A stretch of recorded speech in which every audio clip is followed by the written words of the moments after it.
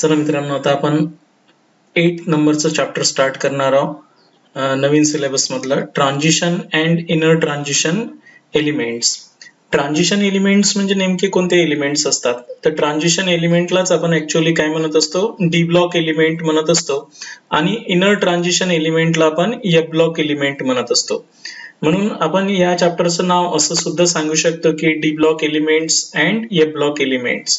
या दोन block elements आपल्याला क्लिअर समजून घ्यायचं आहे.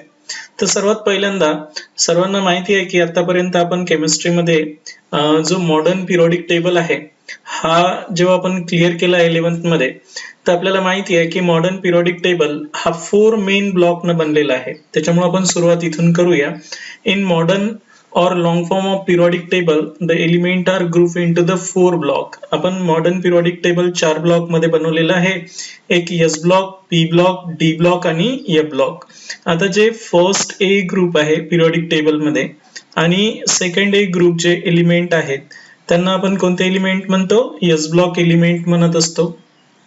त्यानंतर जे पी ब्लॉक एलिमेंट्स आहे हे थर्ड ए ग्रुप पासून स्टार्ट होतात.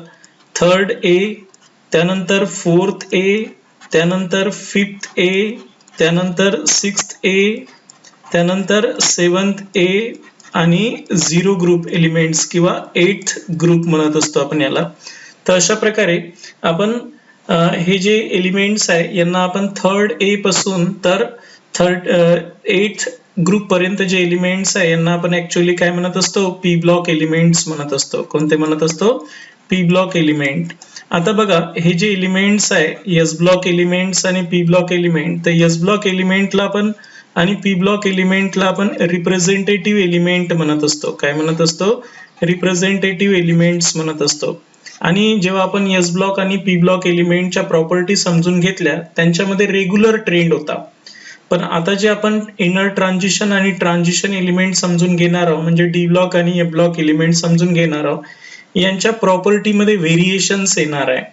हे एस ब्लॉक आणि पी ब्लॉक सारख्या नॉर्मल ट्रेंडच्या प्रॉपर्टी दाखवणार नाहीत. त्यामुळे आपल्याला या चॅप्टर मध्ये थोडं प्रिकॉशन्स घ्यावं लागेल. आता आपला जो डी ब्लॉक आहे हा थर्ड बी ग्रुप पासून स्टार्ट होत असतो. थर्ड बी, फोर्थ बी, त्यानंतर फिफ्थ बी, त्यानंतर सिक्स्थ बी, त्यानंतर सेवन्थ बी आणि नंतर 8 मध्ये 3 येतात, 8B आणि नंतर मग फर्स्ट बी आणि सेकंड बी. तर अशा प्रकारे हे D block elements Roman nomenclature नुसार बी शी संबंधित आहेत. त्यानंतर हे जे डी ब्लॉक एलिमेंट्स आहे ऍक्च्युअली थर्ड कॉलम पासून स्टार्ट होते. थर्ड, फोर्थ, फिफ्थ, सिक्स, 7, 8, 9, 10, 11 आणि 12. त्याच्यामुळं जे डी ब्लॉक एलिमेंट्स असतात they are belonging to the third to 12 group in modern periodic table. Modern periodic table मध्ये हे 3ऱ्या पासून तर 12व्या ग्रुपशी संबंधित आहेत. आता हे जे डी ब्लॉक एलिमेंट आहे सर्वात पहिल्यांदा आपल्याला एलिमेंटचे सिम्बॉल लिहिता येणं आवश्यक आहे. सर्वात पहिल्यांदा तर कोणत्याही ब्लॉक एलिमेंटचा अभ्यास करत असताना आपल्याला त्यांचे सिम्बॉल आले पाहिजे महत्वाचे.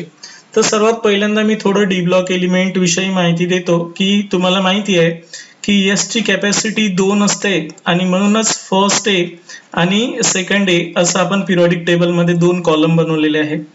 पी ची कॅपॅसिटी 6 ची असते त्याच्यामुळे पी चे कॉलम किती बनतात? 6 बनतात. त्याच्यामुळे थर्ड बी पासून तर 8th, 7th बी आणि 8th असे जे ग्रुप आहेत हे 6 कॉलम हे पी ब्लॉकशी संबंधित आहे. डी ऑर्बिटलची कॅपॅसिटी आहे 10 ची, त्याच्यामुळे याच्यामध्ये 10 कॉलम येतील किंवा 10 ग्रुप येतील.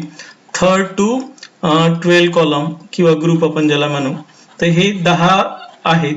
त्याचं कारणच आहे इथे D1, D2, D3, D4 असे येईल. आणि एफ ऑर्बिटलची कॅपॅसिटी 14 इलेक्ट्रॉनची असते त्याच्यामुळे इथं 14 कॉलम आपल्याला काढायचे असतात. आणि म्हणून हे जे सर्व आपण डी ब्लॉक एलिमेंट समजून घेणार आहोत त्याआधी पहिल्यांदा आपल्याला त्यांच्या एलिमेंटचे सिम्बॉल महत्वाचे आहे. तर ते आपण सिम्बॉल ड्रॉ करू. तर सर्वात पहिली जी सिरीज आहे फोर्थ पिरियड पासून स्टार्ट होईल.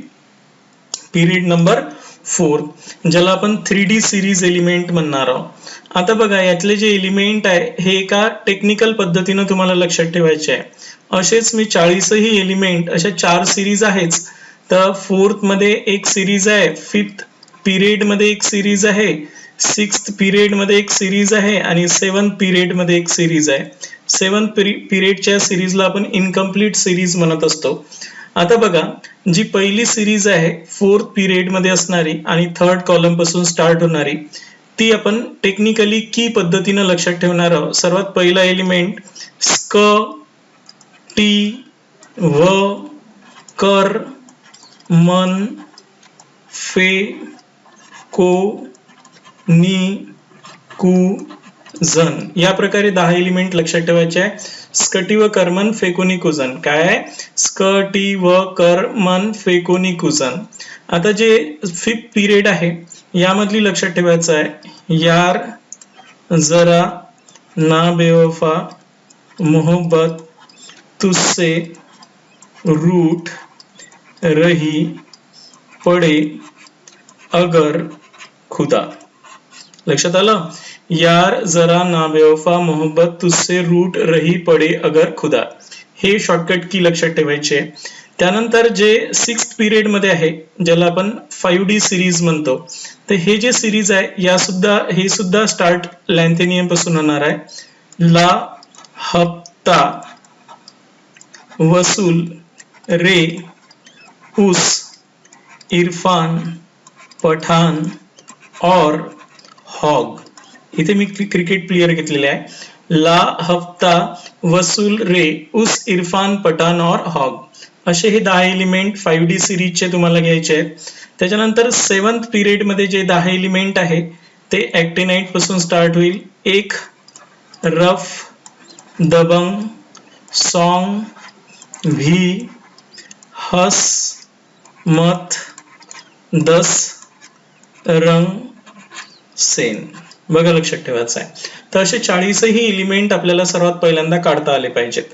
त्यामुळे आपण आता हे जे 3D सिरीज आहे, पहिली जी 3D सिरीज आहे, या 3D सिरीज मध्ये म्हणजे शेवटचा इलेक्ट्रॉन्स आपला 3D मध्ये जाणारा, तर त्यामध्ये 10 एलिमेंट लक्षात ठेवायचे आहे. स्क, टी, व, कर, मन, फे, को, नी, कुजन.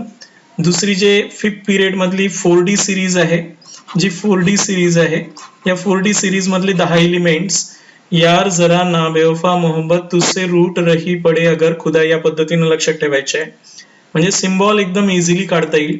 त्यानंतर जी 5D सिरीज आहे तुमची, या 5D सिरीज मधले जे 10 एलिमेंट आहे ला, हफ्ता, वसूल, रे, उस, इरफान, पठान और हॉग या पद्धतीने लक्षात ठेवायचे आहे. आणि जी शेवटची 7th पिरियड मधली 6D सिरीज आहे, शेवटचा इलेक्ट्रॉन 6D मध्ये एंटर होणार आहे, तर ती आहे एक, रफ, दबंग, सॉन्ग, भी, हस, मत, दंग, 10, रंग, सेन अशा पद्धतीनं. तर हे आपले डी ब्लॉकचे 40 एलिमेंट आहे जे सुरुवातीला आपण डी ब्लॉकवर फोकस करणार आहोत. तर आता तुमच्या लक्षात आलं असेल तर सर्वात पहिल्यांदा तर हे सिरीज पार्ट करून घ्यायची आहे. तर सर्वात पहिला एलिमेंट जे 3D सिरीज आहे ते आपल्यासाठी खूप महत्वाची आहे. 3D 4D तशा सर्व सिरीज महत्वाच्या आहे. तर सर्वात पहिले मी आता जे यांना आपण डी ब्लॉक एलिमेंट्स का म्हणत असतो, तर सर्वात पहिल्यांदा आपल्याला माहिती आहे की आपण कोणत्याही ब्लॉक एलिमेंटचा जर अभ्यास करत असेल तर नॅचरली त्याची डेफिनेशन्स कशाहून येत असते? इलेक्ट्रॉनिक कॉन्फिगरेशन्सहून. आता आपण डी ब्लॉक एलिमेंट नेमकं कोणत्या एलिमेंटला म्हणणार आहोत, कारण तुम्हाला माहिती आहे की जे कोणतं आपण ब्लॉक एलिमेंट म्हणत असतो ते त्यांच्या इलेक्ट्रॉनिक कॉन्फिगरेशनहूनच त्यांची डेफिनेशन बनवत असतो. तर सर्वांना माहिती आहे की डी ब्लॉक एलिमेंट मध्ये आपल्याला कोणताही एलिमेंट असेल तर सेंटर मध्ये न्यूक्लियस असते. त्यानंतर सर्वात शेवटची ऑर्बिटल जी आहे ते डी ब्लॉक मधली कोणती असते? NS ऑर्बिटल असते, ज्याला आपण व्हॅलन्स शेल म्हणतो. काय म्हणतो? Valence shell. आणि ज्यामध्ये 2 इलेक्ट्रॉन्स असतात, 1 ते 2 इलेक्ट्रॉन्स. त्यानंतर डी ब्लॉक एलिमेंट असे असतात की ज्यांचा शेवटचा इलेक्ट्रॉन शेवटच्या ऑर्बिटल मध्ये न जाता शेवटच्या अंदरच्या ऑर्बिटल मध्ये जातो आणि शेवटच्या अंदरच्या ऑर्बिटलला आपण N-1 डी ऑर्बिटल म्हणत असतो. आणि N-1 डी ऑर्बिटललाच आपण दुसरं कोणतं नाव देत असतो? पेनल्टीमेट शेल म्हणत असतो. काय म्हणणार याला? पेनल्टीमेट शेल म्हणत असतो. तर ही जी पेनल्टीमेट शेल आहे यामध्ये शेवटचा इलेक्ट्रॉन एंटर होत असतो. शेवटचा इलेक्ट्रॉन शेवटच्या ऑर्बिटल मध्ये एंटर न होता त्याच्या अंदरच्या ऑर्बिटल मध्ये एंटर होत असतो. हे या डी ब्लॉक एलिमेंट मध्ये एस आणि पी ब्लॉक एलिमेंट पेक्षा वेगळा आहे.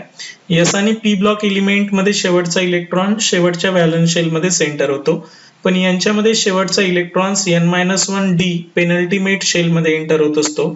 आणि म्हणूनच आपण यांना जे ट्रान्झिशन एलिमेंट्स आहे तर यांना आपण डी ब्लॉक एलिमेंटची डेफिनेशन्स करत असताना the element in which the last electrons, ज्यांच्यामध्ये जो लास्ट इलेक्ट्रॉन्स असतो that is enter in to the D orbitals, जो डी ऑर्बिटल मध्ये एंटर होत असतो विच इज पेनल्टीमेट शेल. जी कोणती शेल असते? Penultimate shell. That is n-1 D shell is called as D block element. त्यांना आपण काय म्हणतो? डी ब्लॉक एलिमेंट्स म्हणत असतो. तर सुरुवातीला मी जे डी ब्लॉक एलिमेंट समजावून सांगून राहिलो त्यातला एक एलिमेंट आपण पहिला 3D सिरीज मधला पहिला जो मेंबर आहे स्कॅन्डियम तो घेऊ. तर स्कॅन्डियमचा ॲटॉमिक नंबर आहे 21. आता यामध्ये 18 इलेक्ट्रॉन्स अर्गॉन सारखं इलेक्ट्रॉनिक कॉन्फिगरेशन करेल म्हणून मी कंडेन्स AR लिहिणार आहोत. शेवटची ऑर्बिटल राहणार आहे 4s आणि 4s च्या अंदरची राहणार आहे 3D. आणि त्यामुळं आपण शेवटचे जे 18 गेल्यानंतर उरलेले जे 3 इलेक्ट्रॉन्स असते ते 2s मध्ये जातील आणि d मध्ये 1 जाईल. त्यामुळे लास्ट इलेक्ट्रॉन्स कशात एंटर होऊन राहिला? n-1 डी पेनल्टीमेट शेल मध्ये. आणि म्हणून या स्कॅन्डियमला आपण ट्रान्झिशन एलिमेंट किंवा डी ब्लॉक एलिमेंट म्हणत असतो.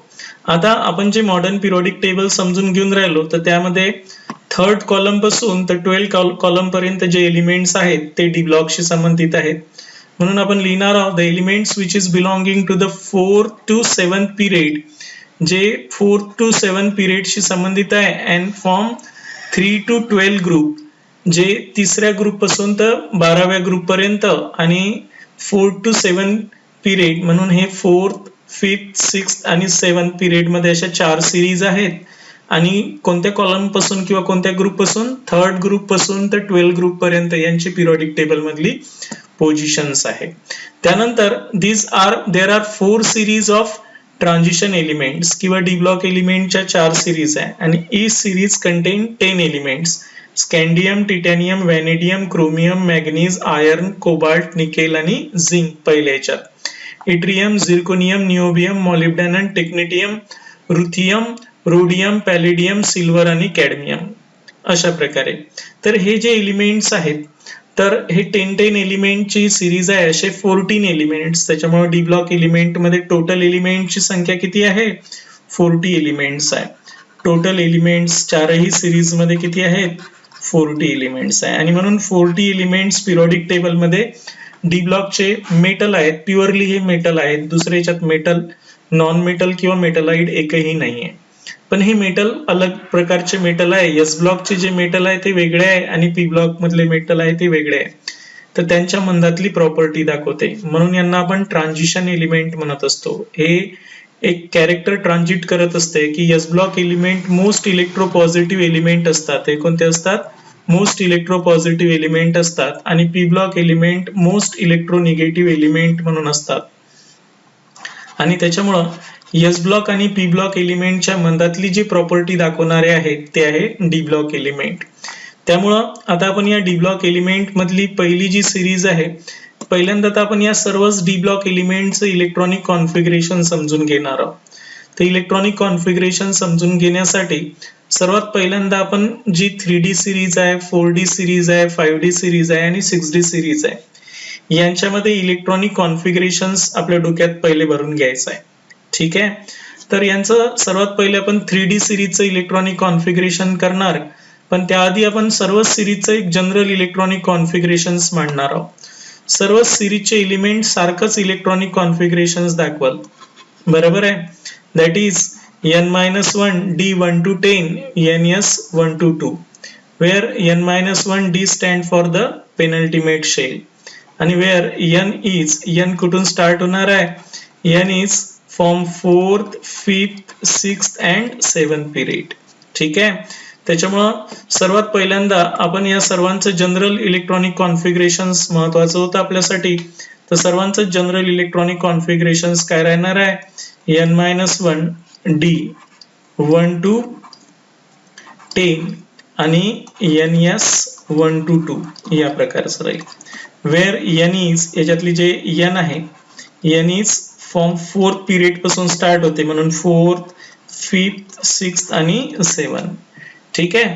त्यामुळं ज्या सिरीज वाले एलिमेंट आपण स्टडी करणार आहोत तर डी ब्लॉक एलिमेंट, तर सर्वात पहिल्यांदा तर आपण यांची डेफिनेशन्स करू.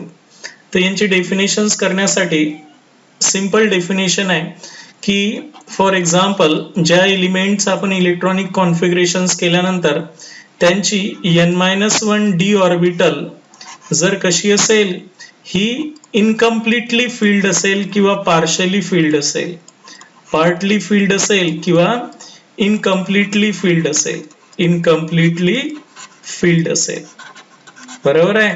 पार्टली फिल्ड और इनकम्प्लिटली फिल्ड असेल इन देअर एलिमेंटल स्टेट, त्यांच्या कोणत्या अवस्थेमध्ये, एक तर एलिमेंटल अवस्थेमध्ये, बरोबर आहे, एलिमेंटरी अवस्थेमध्ये त्यांच्या, किंवा त्यांच्या कॉमन ऑक्सिडेशन स्टेटमध्ये, कॉमन ऑक्सिडेशन स्टेटमध्ये. हे सेंटेन्स समजून घेणं आवश्यक आहे आपल्याला. फॉर एक्झाम्पल मला काय सांगायचं आहे ते लक्ष द्या इकडे. जसं या डेफिनेशन नुसार जर आपण स्कॅन्डियम घेतला 21 आणि याचं इलेक्ट्रॉनिक कॉन्फिगरेशन जर केलं तर एलिमेंटल स्टेटमध्ये 3d1 आणि 4s2 असं याचं इलेक्ट्रॉनिक कॉन्फिगरेशन आहे. आणि स्कॅन्डियमची जी +2 कॉमन ऑक्सिडेशन स्टेट आहे यावेळेस त्याचं इलेक्ट्रॉनिक कॉन्फिगरेशन 3d1 आणि 4s0 असं आहे. आणि त्यामुळं नॅचरली याच्या कॉमन ऑक्सिडेशन स्टेटमध्ये ही डी ऑर्बिटल इनकम्प्लिटली फिल्ड आहे आणि याच्या एलिमेंटल स्टेटमध्ये ही डी ऑर्बिटल इनकम्प्लिटली फिल्ड आहे. म्हणून हा एलिमेंट आपण प्युअरली ट्रान्झिशन एलिमेंट म्हणणार आहोत किंवा डी ब्लॉक एलिमेंट म्हणणार आहोत. पण असे काही एलिमेंट्स आहे की ज्यांची एलिमेंटल स्टेटमध्ये आणि ऑक्सिडेशन स्टेटमध्ये डी ऑर्बिटल कम्प्लिटली फिल्ड असते. जसं फॉर एक्झाम्पल याच 3D सिरीज मधला शेवटचा मेंबर आहे तो आहे झिंक. कोणता आहे? झिंक. जसं आपण झिंकचा जर ॲटॉमिक नंबर पाहिला तर 30 आहे आणि त्याचं जर इलेक्ट्रॉनिक कॉन्फिगरेशन केलं आपण तर काय राहणार आहे? 3D 10 4s2 असं त्याचं एलिमेंटल स्टेट मधले इलेक्ट्रॉनिक कॉन्फिगरेशन आहे. आणि झिंक एकच ऑक्सिडेशन स्टेट दाखवतो तो म्हणजे +2. हे शेवटचे 2 इलेक्ट्रॉन देऊ शकतो तो. आणि त्याच्यामुळे याची +2 ऑक्सिडेशन स्टेटमध्ये ही डी ऑर्बिटल ही कम्प्लिटली फिल्डच आहे. त्याच्यामुळे इथे कम्प्लिटली फिल्ड डी ऑर्बिटल असल्यामुळं नॅचरली हा अकॉर्डिंग टू द डेफिनेशन नुसार according to the definitions of transition element किंवा D block element it does not obeys and that's why it is excluded from the transition series. म्हणजे हे सर्वच member D ब्लॉकचे member नाहीत. कोणते? जे 3D series मधला झिंक, 3D सिरीज मधला शेवटचा कोणता आहे? झिंक. 4D सिरीज मधला आहे कॅडमियम आणि 5D सिरीज मधला आहे मर्क्युरी आणि 6D सिरीज मधला आहे CN. हे चारही जे आहेत हे यांच्या कॉमन ऑक्सिडेशन स्टेटमध्ये आणि यांच्या एलिमेंटरी स्टेटमध्ये हे कम्प्लिटली फिल्ड डी ऑर्बिटल असते यांच्यापाशी. That's why they are not considered to be a transition element but they are include in the transition series. आपण यांना ट्रान्झिशन सिरीज मध्ये इन्क्लूड केलं. ते कशामुळे केलं?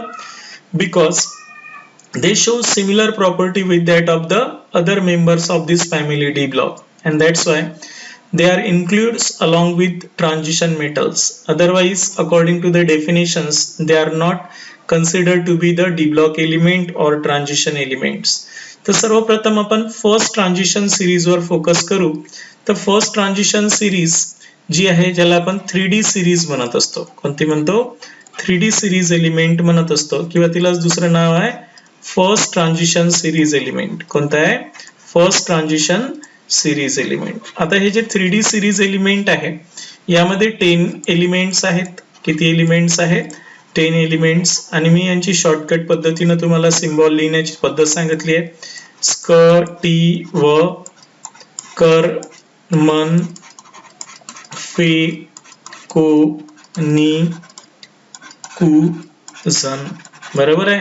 आणि यांचा ॲटॉमिक नंबर 21 आणि 30 पर्यंत म्हणजे अशी 10 एलिमेंट्स आहे. यांचं जर जनरल इलेक्ट्रॉनिक कॉन्फिगरेशन केलं आपण तर AR 18 केले.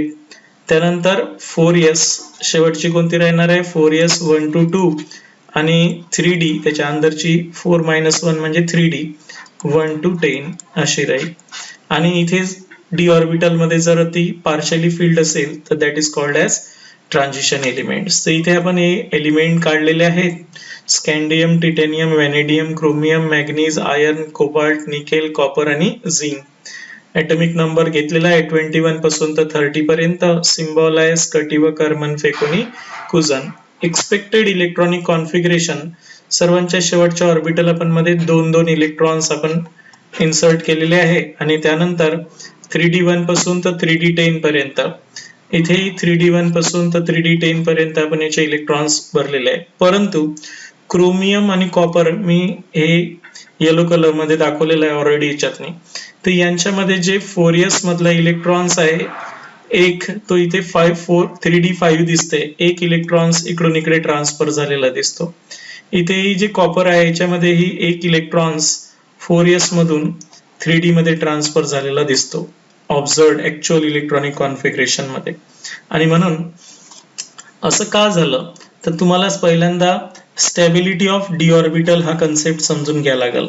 Stability of D orbitals. D ऑर्बिटलची स्टॅबिलिटी आपल्याला पहिले फोकस करावं लागेल. तर स्टेबल केव्हा राहतात डी ऑर्बिटल मध्ये जर 0 इलेक्ट्रॉन्स असेल, डी ऑर्बिटल मध्ये जर 5 इलेक्ट्रॉन्स असेल आणि डी ऑर्बिटल मध्ये जर 10 इलेक्ट्रॉन्स असेल तर these electronic configurations is called as stable. That is in म्हणजे हाफ फील्ड काय म्हणतो आपण कम्प्लिटली हाफ फील्ड ऑर्बिटल म्हणतो आपण याला. याला म्हणत असतो completely filled orbital, completely field orbitals.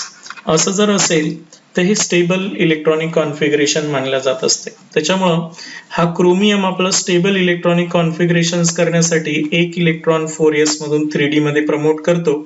आणि म्हणून याचा ऑब्झर्व्ड इलेक्ट्रॉनिक कॉन्फिगरेशन 3D5 4s1 आहे आणि याचं एक्सपेक्टेड होतं 3D4 4s2. दुसरं आहे कॉपर ज्याचं ऍक्च्युअली एक्सपेक्टेड इलेक्ट्रॉनिक कॉन्फिगरेशन आहे 3D9 4s2. पण एक 4s मधला इलेक्ट्रॉन्स 3D मध्ये प्रमोट झाला आणि 3D ऑर्बिटल हा कम्प्लिटली फील्ड तयार झाली आणि स्टेबिलिटी अटेन झाली. त्याच्यामुळं क्रोमियम आणि कॉपर हे एक्सपेक्टेड इलेक्ट्रॉनिक कॉन्फिगरेशन पेक्षा जे ऑब्झर्व इलेक्ट्रॉनिक कॉन्फिगरेशन यांचं वेगळं भेटते. त्यानंतर मी शेवटचा हा ग्रीन कलर मध्ये दाखवलेला आहे. हे डी ब्लॉकचा मेंबर नाही हे मी आता समजावून सांगितलं तुम्हाला. आणि अशा प्रकारे तुम्हाला सर्वात पहिल्यांदा तर पहिला क्वेश्चन कोणत्या तरी एखाद्या एलिमेंटचं किंवा एखाद्या आयनचं इलेक्ट्रॉनिक कॉन्फिगरेशन बोर्ड एक्झाम मध्ये विचारणार आहे. ठीक आहे. आपण आता सर्वात पहिला क्वेश्चन तयार होईल Y chromium shows expected electronic configuration म्हणजे observed electronic configuration किंवा actual electronic configuration differ than expected. दुसरा क्वेश्चन आहे कॉपरचा. आणि तिसरा क्वेश्चन आहे zinc. why zinc is not considered as a D block element. हे 3 क्वेश्चन्स या पहिल्या पार्टवर तयार होतील. ठीक आहे. आता हे क्वेश्चन्स पाहूया.